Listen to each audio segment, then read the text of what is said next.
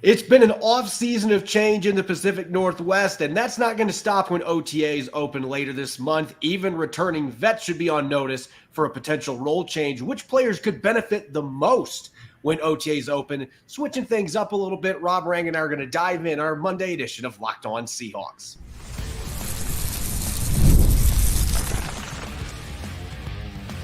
You are Locked On Seahawks, your daily Seattle Seahawks podcast. Part of the Locked On Podcast Network, your team every day. Greetings, 12. This is Corbin Smith, the host of the Locked On Seahawks podcast, your daily Seahawks podcast, part of the Locked On Podcast Network, your team every day. Glad to be joined, as always, by my co-host in crime, Rob Rang, and a special thanks to all the 12s tuning in and making Locked On Seahawks your first listen 5 days a week. Whether you're nearby in Pullman, Washington, or down in Starkville, Mississippi, we greatly appreciate each and every one of you. We're drawing closer to the start of OTAs. We've got the schedule reveal coming up on Wednesday night. So even though it might seem like a little bit of a dead time in the NFL, there is no such thing as a dead time in the NFL. We're going to be diving into your mailbag questions. We're going to take a look at some Seahawk veterans who could potentially benefit from a role change with a new coaching staff coming to town, and two new undrafted free agent signees. We're going to break their games down to close out a jam-packed episode that's brought your way by FanDuel. Make every moment more right now. New customers get $150 in bonus bets with any winning $5 bet. That's $150 with any winning $5 bet. Visit FanDuel.com/locked-on to get started. Now for your lead story here on our Monday edition of Locked On Seahawks. It has been an offseason defined by change for the Seattle Seahawks for the first time since 2010. There's a new head coach in charge in Mike Macdonald. He's got a brand new staff, aside from Carl Scott, a bunch of newcomers on his staff on offense, defense, and special teams. There's been a lot of personnel changes. There's a new draft class in tow. And yet, the changes may not be done just yet. With OTAs set to open on May 20th for the Seahawks, Mike Macdonald and his staff now will have a chance to move some guys around potentially to better fit these new schemes they're going to be implementing. And Rob, I know you and I were talking about this leading into this show, that there are actually several names that jump out from returning veteran standpoint who could benefit from position changes. I know there's one in particular in the secondary that you are eager to talk about. Yeah, there's no question about it. I think you have to start off the conversation. I apologize. Those of you listening in know that I'm doing this while at school, so that should be the last bell that we have to, deal with. But it's actually kind of appropriate because the bell is definitely ringing for Kobe Bryant and for Darrell Taylor, I would argue as well. Those are the two defensive players, Corbin, that immediately jump out in my mind as guys that might be able to actually get a little bit of a bump from the change in philosophy, the change in coaches.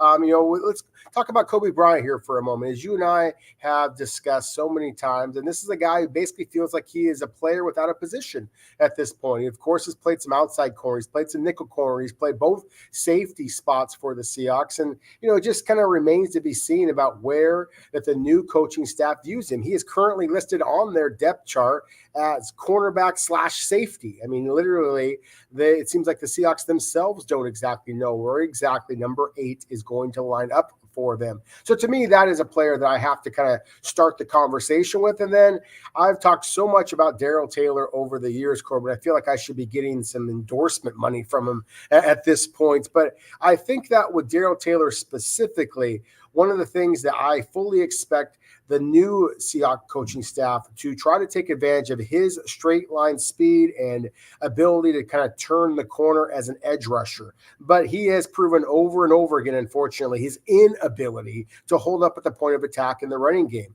So basically, I think that the Seahawks are going to be using Darrell Taylor as purely a pass rush specialist and throw out anytime that he might be on the field on first and second downs. But on third down, that basically would be his opportunity to shine. Yeah, I'm going to stay on the defensive side of the ball too, and it makes sense because Mike Macdonald is a defensive coach, and there's going to be a new scheme. I feel like the offense hasn't had near as many personnel changes either. So the defensive side of the ball, that's where you could have a lot of moving parts, even with guys that are returning from last year's team. And to me, the big elephant in the room here is number 55. It's Dre'Mont Jones. And I decided to do a deep dive the last couple of days. After my mini vacation, I was really desperate for football. So I put on a bunch of all 22 film. I looked at some stats, and you go back and you look at games number 1 through 9, the first 10 weeks of the season.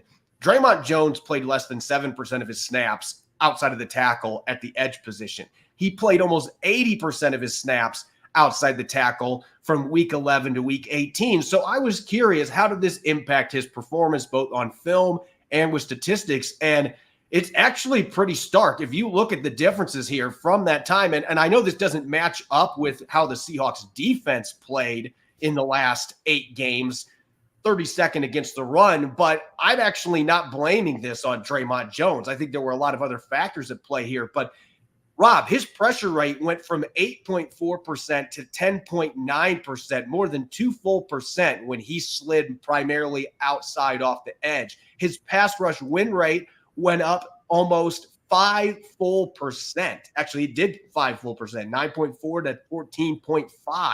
That's a huge jump. And this is not a small sample size.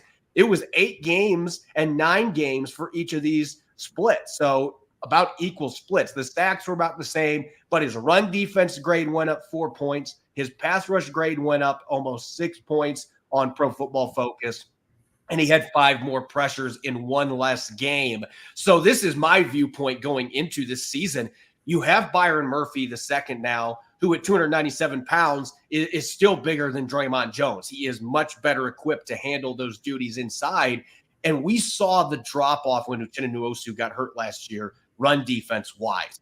I still think Nwosu and Boye Mafe are probably your starters, but Dre'Mont Jones, I think playing him a lot off the edge makes too much sense in Mike Macdonald's scheme. You saw what Jadeveon Clowney did, and Dre'Mont Jones is not the same athlete, but he's bigger, he's got the length, and he brings a lot of the same traits when he plays off the edge that cause problems for tackles with his power and his ability to bully guys into the backfield. So to me, Dre'Mont Jones is the player that clearly makes the most sense for a role change where I think he can really live up to the hype with his contract, and it's going to help the Seahawks run defense and pass rush, in my opinion, if they do that. They can have Darrell Taylor do the late down reps, but have Uchenna Nwosu, Boye Mafe, and Dre'Mont Jones be the 3 primary edges on early downs. And I think you're going to have a much more successful defense. And one last name that I'm going to throw out, because we got to have somebody on offense. And I know Seahawk fans have soured a bit on D. Eskridge, and it's easy to understand because the injuries, the suspension last year, no catches in his 3rd season. And that's why I'm going to make the argument. I've got some friends that coached against D. Eskridge in high school. He grew up near my hometown in northern Indiana, and he was a running back. So I'm actually going to make the argument right now. I think D. Eskridge has a chance to make a bigger impact for the Seattle Seahawks in 2024, competing against Kenny McIntosh as a 3rd down running back than he does as a slot receiver at this point. They've already had more reps with him on jet sweeps than they have catching the football. I think he's mostly going to be returning kickoffs. But could you imagine a healthy D. Eskridge with the hands he has? And he can run the football. We've seen what he can do. I know durability's been an issue, but let him compete against Kenny McIntosh. He has that running back background. And heck, Laviska Shenault maybe can get some reps back there as well. But those are guys that I can see Ryan Grubb thinking, you know what? Let's see if we can maybe put him in the backfield a little bit more, because that 3rd down back role is now wide open with DJ Dallas in Arizona. Yeah, I really like both the players that you just mentioned in the possible position switches, and just kind of looking at them both from a completely different perspective. Of course, the big trade for Leonard Williams allowed the Seahawks to kind of tinker a little bit more with Dre'Mont Jones, and I 100% agree with your own perception as well as the statistics that you just outlined with Dre'Mont Jones and where he could be most effective in Mike Macdonald's system. And the same thing there with D. Eskridge. I just really think that his vision, his burst, his aggression that we've seen as a return man and on those quick jet sweeps and bubble screens and things like that, to me, that translates so well to the running back position.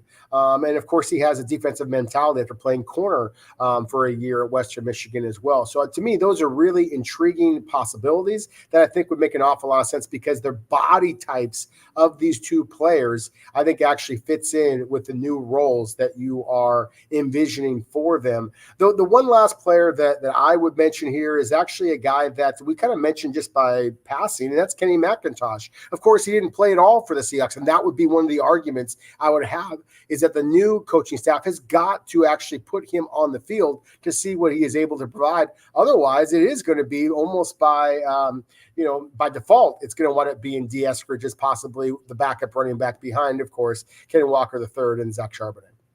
Yeah, and I think you can also throw Chenault's name in there, just getting some reps. But we know that Ryan Grubb in his past has moved receivers back into the running back position, and he's liked to move guys around. So those are just some suggestions out there to me. The Dre'Mont Jones one, I think we're already seeing that's what the Seahawks plan to do with the video working with his trainer that came out. He looks a little bit leaner, maybe in the 270s, where he'd be the perfect size to play that edge position. And just the numbers last year are pretty stark in difference in terms of his effectiveness pressuring the quarterback. I just think at 281 pounds, it's not a great fit to play him inside much unless it's passing downs. I think he's going to play a lot off the edge. And we'll see. There could be a few other players that get moved around in different spots as well, because this is a new coaching staff and they're going to do some experimenting. There's no question about it, especially in that defensive line with all the talent that they've amassed through the draft and free agency. Up next, we're going to tackle your questions on our Monday mailbag segment. You're listening to the Locked On Seahawks podcast.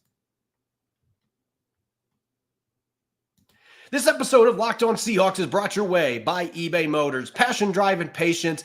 Those are the traits that bring home the winning trophy and also keep your ride or die alive. eBay Motors has everything you need to maintain your vehicle and level it up to peak performance, from superchargers, roof racks, exhaust kits, LED headlights, and more. Whether you're into speed, power, or style, eBay Motors has got you covered. With over 122 million parts for your number one ride or die, you'll always find exactly what you're looking for. And with eBay's Guaranteed Fit, your part is guaranteed to fit your ride every single time, or your money back. Because with eBay Motors, you're burning rubber, not cash. With all the parts you need at all the prices you want, it's easy to turn your car into the most valuable player and bring home that win. Keep your ride or die alive at ebaymotors.com. Eligible items only. Exclusions apply. eBay Guaranteed Fit, only available to U.S. customers.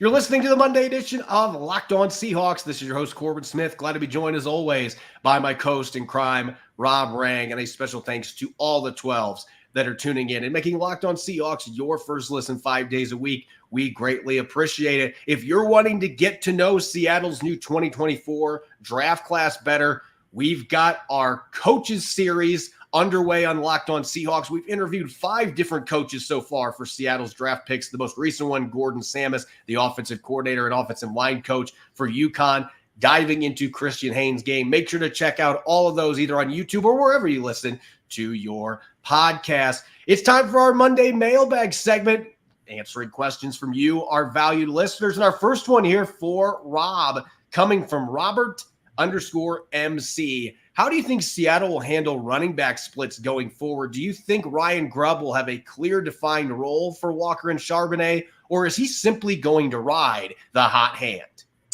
I think that there will be a defined roles. I think Ken Walker III is going to be your starter. And I think that as Seattle gets a little bit more into short yard situations, they are going to switch to Zach Charbonnet, similar to what we saw a year ago, Corbin.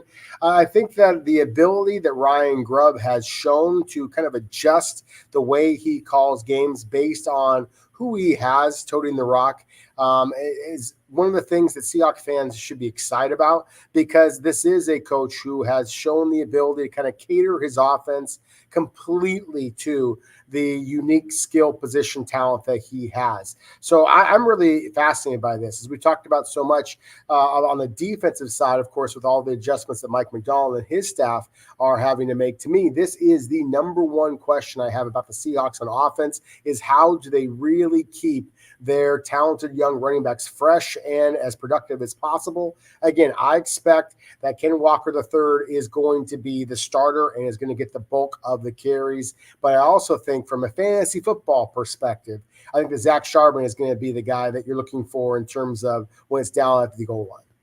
Yeah, this is going to be fascinating to me because you look at what Washington did last year. Dylan Johnson, his skill set is much closer to what Zach Charbonnet brings to the table in the backfield. So a lot of Seahawks fans have been thinking, well, if they're going to be running a similar offense, maybe Charbonnet is a better fit. But we've seen Ryan Grubb in the past have more athletic, explosive backs. He's going to find ways to adapt to what Ken Walker III does extremely well. He's going to have packages for both these guys. So I think there will be maybe more defined roles for them than what we saw last year with Shane Waldron as the offensive coordinator. Our next question coming from Chase Rydell. Who does Seattle turn to as a third quarterback now? Why did Siobhan Cordero get cut so fast? So I'll answer the first part of that question. At rookie minicamp, and I was only there for the Friday practice, so it was just one session. And from what I was told, the QBs were a little bit better on Saturday, but that's honestly not saying much. I hate being that critical, but both quarterbacks that got to actually throw the football that first minicamp session, Tagovailoa as well as Cordero, there was a large stretch in that practice where they could not hit the broadside of a barn. They just were not accurate at all. And Cordero, his issue was he was short hopping a lot of throws. He was underthrowing. It looked like he was short hopping. It was not a good practice session at all. He did not look like a practice squad caliber quarterback in my mind. And Tagovailoa was airmailing every throw, which kind of goes against the scouting report that I had going into this. His big issue for me was not enough arm strength. He was throwing the ball downfield. The problem is nobody was home, and he almost got his receivers decked a couple times. So I think Seattle looked at both these guys and thought, those are not number 3 caliber. Those are not NFL quarterbacks. And so they moved on from as far as who they can bring in to put on the depth chart. Look at the free agent landscape right now. Unless you're wanting to bring in somebody like Ryan Tannehill, which that doesn't really make any sense with Sam Howell on the roster, there's not really a lot of options out there. Maybe somebody like a Ben DiNucci who played for the Seattle Dragons in the XFL. He's played in Seattle before. Maybe that's somebody that you could bring in as a clipboard holder or a Microsoft Surface holder as your number 3 quarterback for OTAs and training camp. But Rob, it's a pretty barren wasteland right now. No, it really is. You mentioned a couple of the quarterbacks that I would have looked at as well. Kellen Mond is another quarterback that is young enough that I think would make some sense. PJ Walker as well. These are quarterbacks that have, kind of questionable accuracy, but are athletic enough that I think might be able to add something to Seattle's depth chart here. And again, a huge part of that practice squad quarterback. Obviously, you want him to be a young, talented quarterback that you can groom for the future. You already did that with Sam Howell. So I think now you're looking for that third quarterback to perhaps be somebody that can play on the scout team, give your defense a different look. And considering how many dual threat quarterbacks there are in the NFL, again, a guy like a Kellen Mond or a PJ Walker, I believe, have the running ability that might be able to give the Seattle defense a little bit of a look as far as what they can expect from going up against, say, a Kyler Murray or, say, even a Josh Allen, much bigger man, of course, but still one of the dual threat quarterbacks that is absolutely taking over in the NFL. And the Seahawks, of course, will be playing the Bills. We'll find out on Wednesday what game, but the Seahawks will be hosting Buffalo. So again, it would make some sense to give the defense somebody to kind of prepare for. Our next question from Mike C. from NJ. Are there any young players 3 years or less on the team that you think could have a breakthrough 2024 season? So I'll say this, Rob, anytime we're talking breakthrough season, objective. I mean, last year, obviously, Boye Mafe, that was a breakout season for him. But I'll just throw out the name Derek Hall here at the same position group. Derek Hall didn't have any sacks last year. He was very limited in the pass rushing department. I do wonder if this defense is going to be a little bit better fit for him going into year 2. So he is a name that I've highlighted that as a reserve, maybe if he goes out and gets 3 or 4 sacks, to me, I know that doesn't sound like a breakthrough season, but that is a big step forward. And he's a player that could potentially play enough to do that. You could also look in the secondary, and Devin Witherspoon was so good as a rookie, but we still feel like there's a lot more potential. Maybe he takes that superstar turn this year in year number 2. So those would just be a couple names that would make sense. Jackson Smith-Njigba, I think, is the easy candidate on offense. Maybe he becomes the new 1,000-yard receiver to go with DK Metcalf. Tyler Lockett might have something to say about that, but those would be a few of the names that really jump out to me. Yeah, and for me, again, I mentioned Kenny McIntosh a moment ago. Mike Morris, the defensive lineman, sometimes stood up as a linebacker at Michigan. Those are two of the guys that immediately jump out to me. Cameron Young, the big defensive lineman, would be another one. Those are guys that I think are legitimate NFL players, but the Seahawks didn't get much out of a year ago. So, yeah, definitely would mention some of those players that you just mentioned, JSN. I think that the sky is the limit for a young man like that. But I'm looking at players that basically almost feel like right now they're on the outside looking in to make this roster. I mentioned Darrell Taylor before. I know this question specifically was about players who've only been in Seattle for the last 3 years. But I still believe that Darrell Taylor is on the cusp of having the breakout season that is going to get him big dollars in free agency. So to me, that is still the player I think is the top of the breakout candidate list. Our next question from X-ray_bird. We're going to a deserted island, Rob. If you had to pick one player on the roster to take with you on a deserted island, who would you pick and why? This is going to sound crazy. I'm going to go with a player that has not played a regular season snap for the Seattle Seahawks, and I'm just basing this off of one practice that I got to watch it a few weeks ago. But I'm taking Byron Murphy II. With those legs that are the size of massive tree stumps and just the physicality that he brings to the table, the quickness. If I have any wild animals coming after me, I mean, who better to be able to shuffle in front and be able to physically handle that situation? So I'm actually going with Byron Murphy II, and that's the kind of guy they needed to add in the draft, and that's what the Seahawks got. Yeah, it's a great answer. I'll take a similar kind of approach to it, but with a completely different player and one of the smallest guys on Seattle's roster in DJ James, the cornerback, who is 170 pounds. And so I want a guy who's going to be small and quick to be able to kind of chase down some of those wild animals that might be out there if we're starving to death. I also want somebody who isn't quite as big as me, so maybe I have a fighting chance if it gets down to the one final bit of meat or whatever is available on this deserted island I have to worry about. I don't know. Those little guys can put the food away. That might not necessarily play out the way that you're thinking. Our last question here real quick, and this is coming from Monty DeMole on Threads. I had to pick it because I love the name. John Schneider likes reclamation projects. Are there any first-round busts from other teams who could be trade targets before the season starts? So I think it's unlikely that John Schneider is going to be doing that. If a player gets released that was a former first rounder, then maybe he kicks the tires. I don't know that a trade's going to happen. But one name that did jump out to me, Jamin Davis, the linebacker for the Washington Commanders. Bobby Wagner now in Washington with Dan Quinn.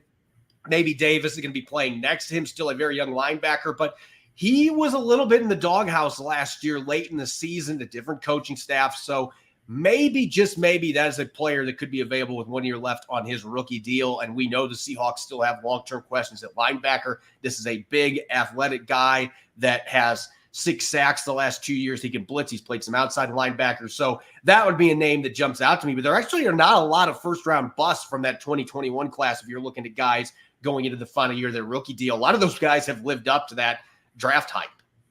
They have been a lot. One was just because we were having a conversation about quarterbacks a couple of moments ago.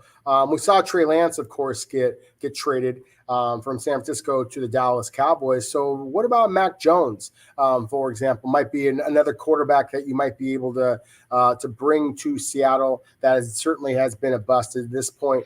Kind of going a little bit more of the local flavor. Wasn't a first-round pick, but Levi Onwuzurike, the defensive tackle previously at the University of Washington, got drafted in the second round by the Detroit Lions. He struggled a little bit with durability. He might be somebody, if you want to jump ahead to the class of 2022, the wide receiver in Tennessee that was expected to replace A.J. Brown, Treylon Burks, has struggled as well. He might be somebody that the Seahawks, while I don't think that wide receiver is a position of concern, I would agree with your thought process at linebacker. Still, Treylon Burks would be another player who I think has legitimate NFL talent. We just haven't seen it actually come to fruition just yet.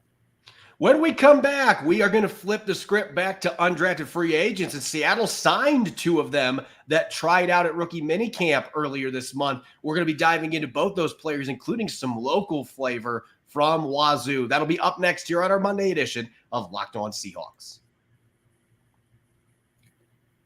This episode is brought your way by FanDuel. It's playoff time in the NBA and NHL. We're in the second round in both of those sports. Baseball's in full swing, and FanDuel is your place to bet on every single game. Right now, new customers get $150 in bonus bets guaranteed. That's $150, win or lose. Do you think Nathan McKinnon has a hat trick in store for the Avalanche as they try to even up the series against the Stars? Is George Kirby going to strike out 10 or more from the Mariners in his next start? Are you feeling optimistic about Donovan Mitchell scoring 20 or more points as the Cavaliers try to bounce back against the Celtics? You can bet on all of these on an app that is safe, secure, and easy to use. So what are you waiting for? Visit FanDuel.com/lockedon and make your first bet an automatic win. FanDuel, America's #1 sports book. You're listening to the Monday edition of Locked On Seahawks. This is your host, Corbin Smith. Glad to be joined, as always, by my partner in crime, Rob Rang. A special thanks to all the 12s, as always, for making Locked On Seahawks your first listen 5 days a week. We greatly appreciate it. The Seahawks gearing up for OTAs. They'll start on May 20th. They just had their rookie minicamp a little over a week ago. And now they have signed 3 tryout players from that rookie minicamp. We talked about Dre'Mont Jones last week from Troy. The Seahawks adding another defensive tackle today. But let's start with the first player that was signed. It was announced by the Seahawks officially. A tryout player coming from Washington State, Devin Richardson, the 229-pound linebacker, only played 1 year for the Cougars, but had one of his better college seasons. This guy's a journeyman. He played at New Mexico State for 3 years, 2 years at Texas, then finished up at Washington State. So a little older, incoming undrafted rookie, but at the same time, there are some physical traits that jump out at a position where Seattle doesn't have a lot of depth.